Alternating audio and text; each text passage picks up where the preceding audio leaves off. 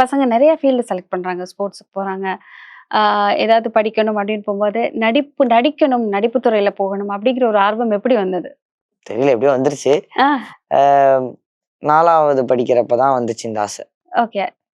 அதுக்கு முன்னாடி வந்து மாடலிங் பண்ணணும்னு ஒரு இதுல இருந்தேன். மாடலிங் பண்ணணும்னு ஸ்டெப்ஸ் அதுக்கு எடுக்க ஆரம்பிச்சோம். மாடலிங் கிளாஸஸ் போயி கத்துக்கிறப்ப அங்க மாடலிங்லயும் ஒரு வகையான ஆக்டிங் இருக்கு. நீங்க நோட்டீஸ் பண்ணீங்கன்னா உங்களுக்கு தெரியும். மாடலிங்லயுமே நெறைய ஆக்டிங் இருக்கு. ஸோ அதுல வந்து கொஞ்சம் கொஞ்சமா அந்த ஆக்டிங் சொல்லி தரப்ப, மாடலிங்க விட ஆக்டிங் வந்து எனக்கு பிடிக்க ஆரம்பிச்சிருச்சு. ஸோ அப்படிதான் வந்தது. இந்த ஃபீல்டுக்குள்ள போலாம். ஆக்டிங் நமக்கு வருது நல்லா அப்படின்ற மாரி புரிஞ்சுட்டு வந்தது தான். ஓகே. எல்லாருக்குமே வந்து தமிழ்நாட்டுல வந்து ஏஆர் முருகதாஸ் சார்னா யாருக்குமே பிடிக்காதவங்க கிடையவே கிடையாது. ஸோ அவரோட டைரக்ஷன்ல நடிக்கும்போது உங்களுக்கு எப்படி இருந்தது? அனுபவம் எப்படி இருந்தது? அவ்வளோ பெரிய டைரக்டர் கூட நடிக்கிறோம்னாலே சந்தோஷமா தான் இருக்கும். சரி. அ ஒரு பயம் கலந்த சந்தோஷம். ஏன்னா, அ எப்பவுமே ஒரு பெரிய டைரக்டர் கூட நம்ம ஒர்க் பண்றோம்னா, நெறைய தப்பு பண்ணக்கூடாதுன்னு பார்ப்போம். ஸோ அந்த ஒரு மைண்ட் செட்ல இருக்கிறப்பயே நமக்கு முதல்ல பயமா இருக்கும். எப்படி ஐய்யயோ! முருகதாஸ் சார் ஐயோ!